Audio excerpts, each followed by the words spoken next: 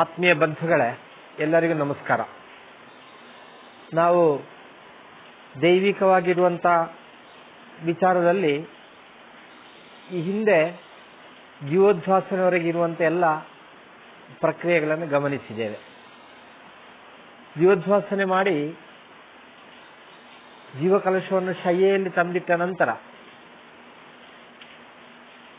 ಸಂಧ್ಯಾಕಾಲದಲ್ಲಿ ಶಯ್ಯಾ ಮಂಟಪದಲ್ಲಿ ಧ್ಯಾನಾದಿವಾಸ ಎಂಬ ಪ್ರಕ್ರಿಯೆ ನಡೆಯುತ್ತದೆ. ನಾವು ಸರಿಯಾಗಿ ಗಮನಿಸಿದರೆ ಮನುಷ್ಯನಿಗೆ ನಡೆಯುವಂಥ ಯಾವುದೆಲ್ಲ ಪ್ರಕ್ರಿಯೆಗಳಿವೆಯೋ ಆ ಪ್ರಕ್ರಿಯೆಗಳೇ ದೇವಾಲಯದಲ್ಲಿಯೂ ದೇವತಾ ಪ್ರತಿಷ್ಠೆಯಲ್ಲಿಯೂ ಅನುಷ್ಠಾನಕ್ಕೆ ಬರ್ತದೆ ಎಂಬುದನ್ನು ಈ ಧಾರ್ಮಿಕವಾಗಿರುವಂಥ ಪ್ರಕ್ರಿಯೆಗಳಿಂದ ನಾವು ಮನನ ಮಾಡಿಕೊಳ್ಳಬಹುದು, ಅರಿತುಕೊಳ್ಳಬಹುದು. ಶರೀರದಲ್ಲಿ ಅನಾರೋಗ್ಯ ಬಾಧಿತವಾಗಿರುವಂಥ ಮನುಷ್ಯನಿಗೆ ಶಾರೀರಿಕವಾಗಿರುವಂಥ ಅನಾರೋಗ್ಯ ನಿಮಿತ್ತವಾಗಿ ಯಾವ ರೀತಿ ಮಾನಸಿಕವಾಗಿಯೂ ಕೂಡ ಅವನ ಚಟುವಟಿಕೆಗಳಲ್ಲಿ ವ್ಯತ್ಯಾಸ ಬರ್ತದೋ ಅದೇ ರೀತಿ ದೈವಿಕವಾಗಿರುವಂಥ ಚೈತನ್ಯ ಕ್ಷೀಣವಾಗುವಂಥ ಸಂದರ್ಭದಲ್ಲಿ ಆ ಮೂರ್ತಿಯಲ್ಲಿಯೂ ಕೂಡ ಚಟುವಟಿಕೆ ಕ್ಷೀಣವಾಗ್ತದೆ ಎಂಬುದು ನಮ್ಮ ಸಂಕಲ್ಪ ಅಥವಾ ನಾವು ಅರಿತಿರುವಂಥ ವಿಚಾರ. ಅದಕ್ಕೋಸ್ಕರವಾಗಿ ಶರೀರಕ್ಕೆ ಯಾವ ರೀತಿ ಶಕ್ತಿ ತುಂಬುವಂಥ ಪ್ರಕ್ರಿಯೆಯನ್ನ ವೈದ್ಯಕೀಯ ವಿಧಿವಿಧಾನಗಳಿಂದ ಮಾಡುತ್ತೇವೆಯೋ ಅದೇ ರೀತಿ ಧಾರ್ಮಿಕವಾಗಿರುವಂಥ ವಿಧಿವಿಧಾನಗಳಿಂದ ದೈವಿಕವಾಗಿರುವಂಥ ಚೈತನ್ಯವನ್ನು ತುಂಬುವಂಥ ಪ್ರಕ್ರಿಯೆಯೇ ಈ ದೇವಾಲಯದಲ್ಲಿ ನಡೆಯುವಂಥ ಧಾರ್ಮಿಕವಾಗಿರುವಂಥ ಪ್ರಕ್ರಿಯೆಗಳೆಂದರೆ ಪುನಃಪ್ರತಿಷ್ಠೆಯೋ, ನವೀಕರಣ, ಅಷ್ಟಬಂಧ, ಬ್ರಹ್ಮಕಲಶ ಇತ್ಯಾದಿಗಳೆಲ್ಲ ಆ ರೀತಿಯ ಚೈತನ್ಯ ತುಂಬಲಿಕ್ಕಿರುವಂಥ ಪ್ರಕ್ರಿಯೆಗಳು. ಈಗ ಎಲ್ಲ ಅಂಗಾಂಗಗಳನ್ನು ಪರಿಪೂರ್ಣವಾಗಿ ಸೇರಿಸಿ ಕೇವಲ ಗರ್ಭಾಶಯದಲ್ಲಿರತಕ್ಕಂಥ ಗರ್ಭಪಾತ್ರದೊಳಗಿರುವಂಥ ಮಾಂಸದ ಮುದ್ದೆಯ ಕಲ್ಪನೆಯನ್ನು, ಅಂಡ ಸ್ವರೂಪದ ಕಲ್ಪನೆಯನ್ನು ನಾವು ಜೀವಕಲಶದಲ್ಲಿ ಮಾಡುವುದು. ಆ ಅಂಡ ಸ್ವರೂಪದಲ್ಲಿರುವಂಥ ಚೈತನ್ಯಕ್ಕೆ ಮತ್ತೆ ಪುನಃ ಬೇಕಾಗಿರುವಂಥ ಅಂಗಾಂಗಗಳನ್ನು ಸೃಷ್ಟಿಸುವಂಥ ಪ್ರಕ್ರಿಯೆಯೇ ಈ ಧ್ಯಾನಾದಿವಾಸ ಎಂಬ ಕ್ರಿಯೆ. ಧ್ಯಾನಾದಿವಾಸದ ಮಂಟಪದು ಬಹಳ ಪರಿಶುದ್ಧವಾಗಿರುತ್ತದೆ. ಆ ಮಂಟಪದಲ್ಲಿ ಶಯ್ಯೆಯಲ್ಲಿ ಇರಿಸಿರತಕ್ಕಂಥ ಯಾವ ಜೀವಕಲಶ ಇದೆಯೋ ಆ ಜೀವಕಲಶಕ್ಕೆ ಎಲ್ಲ ಈ ಧ್ಯಾನಾದಿವಾಸದ ಪ್ರಕ್ರಿಯೆಗಳು ನಡೀತದೆ. ಒಂದು ರಾತ್ರಿ ಪೂರ್ತಿ ನಾವು ಪೂಜಿಸಿರುವಂಥ ಕಲಶ ಅದು ಆ ಮಂಟಪದಲ್ಲಿ ಇರಬೇಕಾಗಿರುವ ಕಾರಣ ತಾಂತ್ರಿಕ ವಿಧಿವಿಧಾನದಲ್ಲಿ ಇವತ್ತು ಪೂಜಿಸಿರುವಂಥ ಕಲಶವನ್ನ ನಾಳೆ ಅಭಿಷೇಕ ಮಾಡಬೇಕು ಅಂತಾದರೆ ಅದು ಮಲಿನವಾಗದೇ ಇರಲಿಕ್ಕೆ ಬೇಕಾಗಿ, ಅದಕ್ಕೆ ಯಾವುದೇ ರೀತಿಯ ಅಶುದ್ಧಿಗಳು ಬರದಿರಲಿಕ್ಕೋಸ್ಕರವಾಗಿ ಅಧಿವಾಸ ಹೋಮ ಎಂಬ ಪ್ರಕ್ರಿಯೆಯನ್ನು ಮಾಡಲಿಕ್ಕಿದೆ. ಆ ಅಧಿವಾಸ ಹೋಮ ಮಾಡಿ ಆ ಅಧಿವಾಸದ ಸಂಪಾದಘೃತವನ್ನ ಕಲಶಕ್ಕೆ ಸೇರಿಸಿದಲ್ಲಿ ಮತ್ತೆ ಅದಕ್ಕೆ ಯಾವುದೇ ರೀತಿಯ ಅಶುದ್ಧಿಗಳಿಲ್ಲ. ಇದು ಆಚಾರ್ಯ ಸಂಕಲ್ಪ. ಆದ್ದರಿಂದ ಆ ಅಧಿವಾಸ ಹೋಮ ಮಂಟಪದಲ್ಲಿ ನಡೆಯುತ್ತದೆ. ಮತ್ತೆ ಇಡೀ ಆ ಕಲಶ ಮಂಟಪದ ರಕ್ಷಣೆಗೋಸ್ಕರವಾಗಿ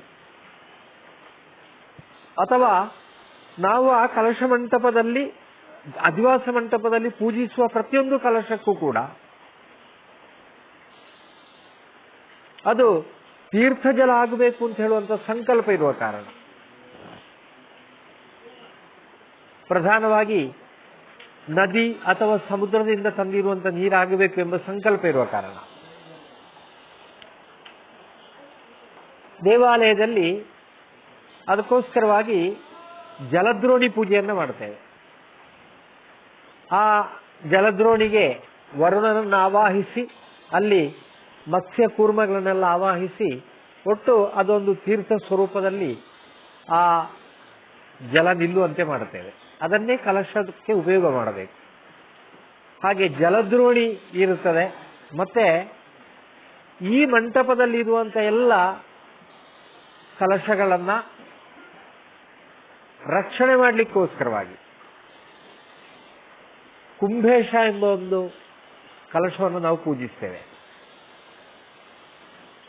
ಜೊತೆಯಲ್ಲಿ ಸಾಧಾರಣ ತಾವು ದೇವಾಲಯದಲ್ಲಿ ಗಮನಿಸಬಹುದು, ನಾವೆಲ್ಲ ಉಪಯೋಗಿಸುವಂತ ಗಿಂಡಿಗೆ ಒಂದು ಮುಗುಡು ಇರುತ್ತದೆ. ಆದರೆ ನಾವು ಈ ಬ್ರಹ್ಮಕಲಶದ ಸಂದರ್ಭದಲ್ಲಿ ಉಪಯೋಗಿಸುವಂತ ಕರ್ಕರಿ ಎಂಬ ಒಂದು ಗಿಂಡಿ ಇದೆ, ಅದಕ್ಕೆ 3 ಮುಗುಡು ಇರುತ್ತದೆ. ಆ 3 ಮುಗುಡು ಇರುವಂತ ಗಿಂಡಿಯಲ್ಲಿ ಕರ್ಕರಿ ಕಲಶವನ್ನು ಪೂಜಿಸ್ತೇವೆ.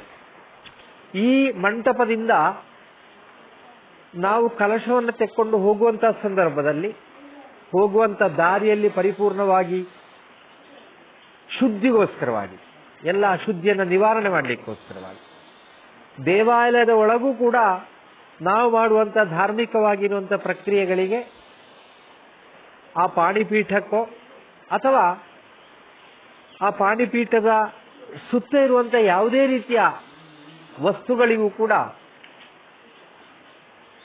ಅಶುದ್ಧಿ ಬಾಧಿಸದಿರಲಿಕ್ಕೋಸ್ಕರವಾಗಿ ಈ ಕರ್ಕರಿ ಕಲಶವನ್ನು ನಾವು ಉಪಯೋಗ ಮಾಡುತ್ತೇವೆ. ನಂತರ ಶಯ್ಯೆಯಲ್ಲಿ ದೇವರನ್ನು ಇರಿಸಿದರೆ ರಾತ್ರಿ ಹೊತ್ತಿನಲ್ಲಿ ಆ ದೈವಿಕವಾಗಿರುವಂಥ ಚೈತನ್ಯ ಪರಿಪೂರ್ಣ ನಿದ್ರೆ ಮಾಡಲಿಕ್ಕೆ ಪೂರಕವಾಗಿರುವಂಥ ಸಂಕಲ್ಪದೊಂದಿಗೆ ನಿದ್ರಾ ಕಲಶ ಪೂಜಿಸಲ್ಪಡುತ್ತದೆ. ಮತ್ತು ಈ ಶಯ್ಯಾ ಮಂಟಪದ ರಕ್ಷಣೆಗೋಸ್ಕರವಾಗಿ ಇರುವಂಥ 8 ದಿಕ್ಕುಗಳಲ್ಲಿ ಪೂಜಿಸಲ್ಪಟ್ಟಂಥ ವಿದ್ವೇಶ್ವರ ಕಲಶಗಳು ಆ ಮಂಟಪದಲ್ಲಿ ಪ್ರತಿಷ್ಠೆ ಆಗಿರುತ್ತದೆ. ಅದೇ ರೀತಿ ಆಗ್ನೇಯ ಭಾಗದಲ್ಲಿ ಅಂದರೆ ಶಯ್ಯಾ ಮಂಟಪದಲ್ಲಿ ದೇವರು ಶಿರಸ್ಸು ಪೂರ್ವ ಭಾಗಕ್ಕಿದ್ರೆ ಆ ಶಿರಸ್ಸಿನ ಭಾಗದಲ್ಲಿ ಶಿರಸ್ತತ್ವ ಹೋಮ ಎಂಬ ಒಂದು ಹೋಮ ಬರ್ತದೆ. ಆ ಹೋಮದಲ್ಲಿ ಶಯ್ಯಾ ಮಂಟಪದಲ್ಲಿ ಧ್ಯಾನಾದಿವಾಸಕ್ಕೋಸ್ಕರವಾಗಿ ಮಾಡುವಂಥ ಎಲ್ಲ ಪ್ರಕ್ರಿಯೆಗಳಿಗೆ ಪೂರಕವಾಗಿರುವಂಥ ಹೋಮ ಅಲ್ಲಿ ನಡೀಬೇಕು. ಮತ್ತೆ ಕೆಲವು ದೇವರಿಗೆ ಅಲ್ಲಿ ಪ್ರತಿಷ್ಠಾ ಹೋಮವು ಕೂಡ ನಡೀಬೇಕಾಗ್ತದೆ. ಈ ರೀತಿ ಒಂದು ಶಯ್ಯಾ ಮಂಟಪ ಇರುತ್ತದೆ. ಆ ಮಂಟಪದಲ್ಲಿ ಶಯ್ಯೆಯಲ್ಲಿ ಇರಿಸಿರುವಂಥ ಈ ಜೀವಕಲಶಕ್ಕೆ ಪ್ರಥಮತಃ ನಾವು ಈ ಮೊದಲೇ ಗಮನಿಸಿದ ರೀತಿಯಲ್ಲಿ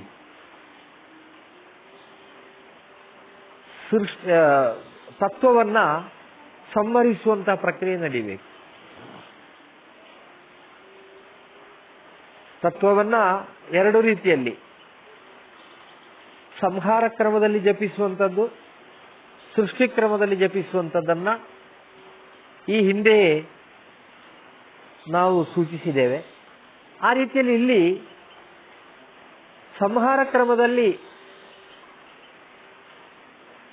ಒಮ್ಮೆ ಆ ತತ್ವವನ್ನು ಜಪಿಸಬೇಕು. ಆ ತತ್ವವನ್ನು ಜಪಿಸುವಂತ ಸಂದರ್ಭದಲ್ಲಿಯೂ ಕೂಡ ಒಂದು ತತ್ವವನ್ನು ನಾವು ಜಪಿಸಿದ ಕೂಡಲೇ ಮತ್ತೊಂದು ತತ್ವದೊಂದಿಗೆ ಅದನ್ನ ಸೇರಿಸುವಂತ ಪ್ರಕ್ರಿಯೆ ನಡೀತದೆ. ಉದಾಹರಣೆಗೆ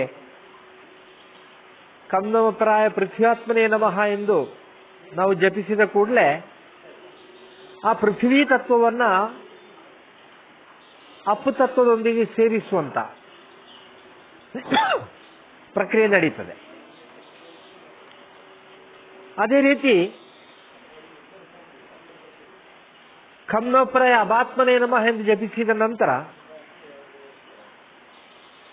ಆ ತತ್ವವನ್ನ ತೇಜಸ್ಸಿನೊಂದಿಗೆ ಸೇರಿಸುವಂತ ಪ್ರಕ್ರಿಯೆ ನಡೀತದೆ. ಈ ರೀತಿಯಾಗಿ ಆ ಸಂಹಾರ ಕ್ರಮದಲ್ಲಿ ತತ್ವಗಳನ್ನೆಲ್ಲ ಜಪಿಸಿದ ನಂತರ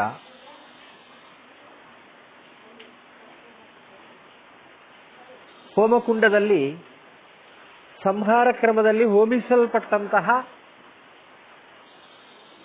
ತತ್ವ ಹೋಮದ ಸಂಪಾದಕೃತವನ್ನು ತೆಕ್ಕೊಂಡು ಅದನ್ನು ಕೂಡ ಈ ಜೀವಕಲಶದಲ್ಲಿ ತತ್ತತ್ತು ಸ್ಥಾನಗಳಲ್ಲಿ, ಅಂದರೆ ಅದು ಯಾವ ಸ್ಥಾನ ಅಂತ ಹೇಳುವಂತ ಕಲ್ಪನೆ ಇದೆ ಒಂದೊಂದು ತತ್ವಕ್ಕೂ ಕೂಡ, ಆ ಸ್ಥಾನಗಳಲ್ಲಿ ಈ ಸಂಪಾದಕೃತವನ್ನು ಸ್ಪರ್ಶ ಮಾಡಬೇಕು. ನಂತರ ಶೋಷಣ, ದಹನ, ಪ್ಲಾವನ, ಕಾಠಿಣ್ಯ, ರಂಧ್ರೀಕರಣ ಎಂಬ ಶೋಷಣಾದಿ ಪ್ರಕ್ರಿಯೆಗಳು, ಅಂದರೆ ನಾವು ಹೇಳಲ್ಪಟ್ಟಂತ ಬೀಜಾಕ್ಷರಗಳಿಂದ ಅಲ್ಲಿಯೂ ಕೂಡ ಸಂಹಾರ ಕ್ರಮದಲ್ಲಿ ನಾವು ಮಾಡಬೇಕು. 125, 100, 75, 50, 25 ಎಂಬ ಕ್ರಮ. ಅಂದರೆ 5 ಪ್ರಾಣಾಯಾಮ, 4 ಪ್ರಾಣಾಯಾಮ, 3 ಪ್ರಾಣಾಯಾಮ, 2 ಪ್ರಾಣಾಯಾಮ, 1 ಪ್ರಾಣಾಯಾಮ ಅಂತ ವಿವರಿಸ್ತಾರೆ. ಆ ರೀತಿ ಯಂ ಎಂಬ ಬೀಜಾಕ್ಷರ, ರಂ ಎಂಬ ಬೀಜಾಕ್ಷರ, ಲಂ ಎಂಬ ಬೀಜಾಕ್ಷರ, ವಂ ಎಂಬ ಬೀಜಾಕ್ಷರ, ಹಂ ಎಂಬ ಬೀಜಾಕ್ಷರ, ಈ 5 ಬೀಜಾಕ್ಷರಗಳಿಂದಲೂ ಕೂಡ ಕ್ರಮವಾಗಿ 125, 100, 75, 50, 25 ಎಂಬ ರೀತಿಯಲ್ಲಿ ಪ್ರಾಣಾಯಾಮವನ್ನು ಮಾಡಬೇಕು. ಅದು ಶೋಷಣಾದಿ. ನಂತರ ಭೂತ ಸೃಷ್ಟಿ, ಅಂದರೆ ನಾವು ಯಾವ ರೀತಿ ಸಂಹಾರ ಕ್ರಮದಲ್ಲಿ ತತ್ವವನ್ನ ನಾವು ಜಪಿಸಿದೆವೋ ಅದೇ ರೀತಿ ಸೃಷ್ಟಿ ಕ್ರಮದಲ್ಲಿ ಜಪಿಸಬೇಕು. ಸೃಷ್ಟಿ ಕ್ರಮದಲ್ಲಿ 8 ಸಲ, ಕಡಿಮೆ ಪಕ್ಷ 8 ಸಲ. ತಂತ್ರ ಸಮುಚ್ಚಯದಲ್ಲಿ ಇರುವಂತಹ ಉಲ್ಲೇಖ 108 ಸಲ, 28 ಸಲ ಅಥವಾ 8 ಸಲ, ಅಂದರೆ ಕಡಿಮೆ ಪಕ್ಷ 8 ಸಲವಾದರೂ ಕೂಡ ಈ ಒಂದೊಂದು ತತ್ವವನ್ನು ಕೂಡ ನಾವು ಜಪಿಸಬೇಕು. ಆ ತತ್ವವನ್ನು ಜಪ ಮಾಡಿ ಅಲ್ಲಿಯೂ ಕೂಡ ಒಂದರನ್ನು ಒಂದರ ಜೊತೆಯಲ್ಲಿ ಸೇರಿಸಿ ಸೃಷ್ಟಿ ಆ ಪ್ರಕ್ರಿಯೆಗಳು ಆದ ನಂತರ ಅಬ್ಧವೃದ್ಧಿ ಎಂಬ ಸಂಕಲ್ಪದಲ್ಲಿ 365 ದಿವಸಗಳನ್ನು ಸಂಕಲ್ಪ ಮಾಡುವಂತ ವಿಚಾರದಲ್ಲಿ ನಾವು ಪ್ರಣವ ಮಂತ್ರದನ್ನ 365 ಸಲ ಜಪಿಸಬೇಕು. ನಂತರ ಅಂಡಭೇದ, ಅಂದರೆ ಆ ಪರಿಪೂರ್ಣ ಅಂಗಾಂಗಗಳೆಲ್ಲ ಪೂರ್ತಿಯಾಗಿರುವಂತ ಮಗು ಯಾವ ರೀತಿ ತಾಯಿಯ ಗರ್ಭಪಾತ್ರೆಯಿಂದ ಜನ್ಮವನ್ನು ತಾಳ್ತದ, ಅದೇ ರೀತಿ ಈ ಚೈತನ್ಯ ಅದು ಪರಿಪೂರ್ಣವಾಗಿ ಆ ಗರ್ಭಪಾತ್ರೆಯಿಂದ ಹೊರಗೆ ಬಂದಿದೆ ಎಂಬ ಸಂಕಲ್ಪವನ್ನು ಮಾಡುವುದೇ ಅಂಡಭೇದ. ಅಂಡಭೇದ ಆದ ನಂತರ ಅಲ್ಲಿ ತಂತ್ರ ಸಮುಚ್ಚಯದಲ್ಲಿ ಹೇಳಿರುವ ರೀತಿಯಲ್ಲಿ ಕಲಾ, ತತ್ವ, ಭುವನ, ವರ್ಣ, ಪದ, ಅಕ್ಷರ ಎಂಬ ನ್ಯಾಸಗಳಿವೆ. ಈ ಎಲ್ಲ ನ್ಯಾಸಗಳನ್ನು ಕೂಡ ನಾವು ಮಾಡಬೇಕು. ಯಾಕೆಂದ್ರೆ ದೈವಿಕವಾಗಿರುವಂಥ ಚೈತನ್ಯದ ಪರಿಪೂರ್ಣ ಸ್ವರೂಪ ಸಾಕ್ಷಾತ್ಕಾರಕ್ಕೋಸ್ಕರವಾಗಿ ಹೇಳಲ್ಪಟ್ಟಿರುವಂಥ ಪ್ರಕ್ರಿಯೆಗಳಿವೆ. ಇವೆಲ್ಲವನ್ನು ಮಾಡಿ ಆದ ನಂತರ ಅಲ್ಲಿ ತತ್ವದಿಂದ ಪೂಜಿಸಬೇಕು. ಜಲ, ಗಂಧ, ಪುಷ್ಪ, ಧೂಪ, ದೀಪ, ಜಲ, ಇದ ನಾವು ಪೂಜೆ ಮಾಡುವಂಥ ಕ್ರಮ. ಹೀಗೆ ಪೂಜೆಯನ್ನ ಮಾಡಿ ಅದಾದ ನಂತರ ಒಂದು ವೇಳೆ ನಿತ್ಯ ಪೂಜೆ ಆಗುವಂಥ ದೇವಾಲಯವಾಗಿದ್ದಲ್ಲಿ ನಾವು ಜೀವೋದ್ವಾಸನೆಯನ್ನ ಮಾಡಿ ಆ ಚೈತನ್ಯವನ್ನು ಜೀವಕಲಶದಲ್ಲಿ ಮಾಡಿದ ನಂತರ ಆ ದೇವರಿಗೆ ಪೂಜೆ ಸಲ್ಲಿಕೆ ಅವಕಾಶ ಇಲ್ಲ. ಅದಕ್ಕೋಸ್ಕರವಾಗಿ ಈ ಶಯ್ಯಾ ಮಂಟಪದಲ್ಲಿ ಒಂದು ಮಂಡಲವನ್ನು ರಚಿಸಿ ಆ ಮಂಡಲದಲ್ಲಿ ಅವತ್ತು ರಾತ್ರಿಯ ಪೂಜೆಯನ್ನ ಮಾಡುವಂತ ಸಂಪ್ರದಾಯ ಇದೆ. ಹೀಗೆ ಆ ಮಂಡಲವೂ ಕೂಡ ರಚನೆ ಆದ ನಂತರ ಧ್ಯಾನಾದಿವಾಸವನ್ನು ಮಾಡುವಂತ ಆಚಾರ್ಯರು ಈ ಶಯ್ಯೆಯಲ್ಲಿ ಪೂಜೆಯನ್ನು ಪ್ರಾರಂಭಿಸುವಂತ ಸಂದರ್ಭದಲ್ಲಿ ಮತ್ತೊಬ್ಬರು ಆ ಮಂಡಲದಲ್ಲಿ ಪೂಜೆಯನ್ನು ಪ್ರಾರಂಭಿಸಬೇಕು. ಪೂಜೆಯನ್ನ ಮಾಡಿ ನೈವೇದ್ಯ ಸಮರ್ಪಣೆ ಆದ ನಂತರ ಅಲ್ಲಿ ವಿಶೇಷವಾಗಿರುವಂಥ ವಿದ್ವಾಂಸರಿಗೆ, ಯೋಗ್ಯರಿಗೆ ಹಸ್ತೋದಕವನ್ನು ಕೊಡುವಂಥ ಪ್ರಕ್ರಿಯೆ ಇದೆ. ಆ ಹಸ್ತೋದಕವನ್ನು ಕೊಟ್ಟ ನಂತರ ಈ ಶಯ್ಯಾ ಮಂಟಪದ ಪರಿಪೂರ್ಣವಾಗಿರುವಂಥ ರಕ್ಷಣೆಗೋಸ್ಕರವಾಗಿ ಅಲ್ಲಿರತಕ್ಕಂಥ ಎಲ್ಲ ಗಣಗಳ ಪ್ರೀತಿಗೋಸ್ಕರವಾಗಿ ನಾವು ಬಲಿಯನ್ನು ತೂಗಬೇಕು. ಬಲಿ ಅಂದರೆ ಹವಿಸ್ಸಿನಿಂದ ತೂಗುವಂತ ಪ್ರಕ್ರಿಯೆ. ಅದು ಕೆಲವು ದೇವರಿಗೆ 8 ದಿಕ್ಕಿನಲ್ಲಿ 8 ಸಲ, ಕೆಲವು ದೇವರಿಗೆ ಮತ್ತು ಕೂಡ ಸೇರಿಸಿ 16 ಸಲ ತೂಗುವಂತ ಪ್ರಕ್ರಿಯೆ ಇದೆ. ಈ ತೂಗಿ ಆದ ನಂತರ ನಾವು ಹಸ್ತೋದಕ ಕೊಟ್ಟಿರುವಂತಹ ಬ್ರಾಹ್ಮಣರನ್ನ ಉತ್ತರಾಪೋಷಣ ಅಂದರೆ ಅವರು ಏಳಲಿಕ್ಕೆ ಪೂರಕವಾಗಿರುವಂತಹ ಹಸ್ತೋದಕವನ್ನು ಕೂಡ ಕೊಟ್ಟು ಅವರು ಊಟ ಮಾಡಿರುವಂತಹ ಸ್ಥಳವನ್ನು ಪರಿಪೂರ್ಣ ಶುದ್ಧೀಕರಿಸಿದ ನಂತರ ಅವರಿಗೆ ನಿಜವಾಗಿ ಸ್ವರ್ಣ ದಕ್ಷಿಣೆ ಅಂತ ಹೇಳ್ತದೆ, ಆದರೆ ಯಥಾಶಕ್ತಿ ದಕ್ಷಿಣೆಯನ್ನು ಕೊಟ್ಟು ಅವರ ಅನುಗ್ರಹವನ್ನು ಪಡ್ಕೊಂಡು ಬಂದು ಶಯ್ಯಾ ಮಂಟಪದಲ್ಲಿ ಸಮರ್ಪಣೆ ಮಾಡಿರುವಂಥ ಆ ನೈವೇದ್ಯ ಅದನ್ನು ಕೂಡ ವ್ಯಾಹೃತಿ ಮಂತ್ರಗಳಿಂದ ಮತ್ತೊಮ್ಮೆ ನಿವೇದಿಸಿ ಅದನ್ನ ವಿಸರ್ಜನೆ ಮಾಡಬೇಕು. ವಿಸರ್ಜನೆ ಮಾಡಿದ ನಂತರ ಆ ಮಂಟಪದಲ್ಲಿ ಬಲಿ ತೂಗಿರುವಲ್ಲಿ ಎಲ್ಲ ಶುದ್ಧಿಯನ್ನ ಮಾಡಿ ನಂತರ ದೇವರಿಗೆ ಶಯ್ಯಾ ಮಂಟಪದಲ್ಲಿಯೂ ಕೂಡ ಪ್ರಸನ್ನ ಪೂಜೆ, ಅದೇ ರೀತಿ ಕಲಶ ಮಂಡಲದಲ್ಲಿಯೂ ಕೂಡ ಪ್ರಸನ್ನ ಪೂಜೆಯನ್ನ ಮಾಡಿ ಬ್ರಹ್ಮಾರ್ಪಣವನ್ನು ಕೂಡ ಕೊಟ್ಟರೆ ಆ ಶಯ್ಯಾ ಮಂಟಪದಲ್ಲಿ ನಡೆಯತಕ್ಕಂಥ ಎಲ್ಲ ಪ್ರಕ್ರಿಯೆಗಳು ಕೂಡ ಮುಗಿಯುತ್ತದೆ. ಅದೇ ಸಂದರ್ಭದಲ್ಲಿ ಈ ಶಯ್ಯಾ ಮಂಟಪದಲ್ಲಿ ಇರುವಂತ ಎಲ್ಲ ಸ್ಥಿತಿಗಳು, ಅದು ಅಧಿವಾಸ ಹೋಮದ ಕುಂಡಾಗಿರ್ಲಿ ಅಥವಾ ಜಲದ್ರೋಣಿ, ಕುಂಬೇಶ, ಕರ್ಕರಿ, ಮಂಡಲ ಮತ್ತು ಶಿರಸ್ತತ್ವ ಹೋಮ, ಈ ಶಯ್ಯೆ ಇದೆಲ್ಲವೂ ಕೂಡ ಪರಸ್ಪರ ಸೇರಿಕೊಂಡಿರ್ಲಿಕ್ಕೋಸ್ಕರವಾಗಿ ಅಲ್ಲಿ ಅವೆಲ್ಲವನ್ನು ಕೂಡ ಸ್ಪರ್ಶ ಮಾಡಲಿಕ್ಕೋಸ್ಕರವಾಗಿ ನಾವು ಸಾಧಾರಣ ಉದ್ದವಾಗಿರುವಂಥ ಪಾಲಾಶ ಸಮಿತನ್ನು ಇರಿಸ್ತೇವೆ. ನಂತರ ಅಂಕುರಾರೋಪಣ ಸಂದರ್ಭದಲ್ಲಿ ಮಂಡಲದಲ್ಲಿ ಪೂಜಿಸಿರುವಂಥ ಅಂಕುರ ಪಾತ್ರೆಯನ್ನು ಕೂಡ ತಂದು ಈ ಶಯ್ಯಾ ಮಂಟಪದಲ್ಲಿ ಇರಿಸಬೇಕು. ಇಷ್ಟೆಲ್ಲ ಮಾಡಿದ ನಂತರ ಆಚಾರ್ಯರು ಪರಿಪೂರ್ಣ ಮನೋಶುದ್ಧಿಯಿಂದ ಆ ದೇವತಾ ಸನ್ನಿಧಿಯಲ್ಲಿ ಪ್ರಾರ್ಥಿಸಿ ನಾಳೆಯ ಪ್ರಾತಃ ಕಾಲ ಸಂಕಲ್ಪಿತವಾಗಿರುವಂಥ ಸುಮುಹೂರ್ತದಲ್ಲಿ ದೇವತಾ ಪ್ರತಿಷ್ಠೆಯನ್ನು ಮಾಡಲಿಕ್ಕೆ ಪೂರಕವಾಗಿರುವಂಥ ಶಕ್ತಿ ಒದಗಿ ಬರಬೇಕು ಎಂಬ ಸಂಕಲ್ಪದೊಂದಿಗೆ ಆ ಶಯ್ಯಾ ಮಂಟಪದಲ್ಲಿ ಪ್ರಾರ್ಥನೆ ಮಾಡಬೇಕು. ರಾತ್ರಿ ಪೂರ್ತಿ ನಿದ್ದೆ ಮಾಡದೆ ಅಲ್ಲಿ ಕುಳಿತುಕೊಳ್ಬೇಕು ಅಂತ ಹೇಳುವಂಥ ನಿಯಮ ಇದೆ. ಆ ಸಂದರ್ಭದಲ್ಲಿ ಸೋಪಾನ ಗೀತೆಯನ್ನು ಕೂಡ ಹಾಡಬಹುದು ಅಂತ ಹೇಳುವಂಥ ನಿಯಮಗಳಿದೆ. ಅದೆಲ್ಲವೂ ಕೂಡ ನಾವು ಪಾಲಿಸಿಕೊಂಡು ಬರಬೇಕಾದ್ದು ನಮ್ಮ ಕರ್ತವ್ಯ.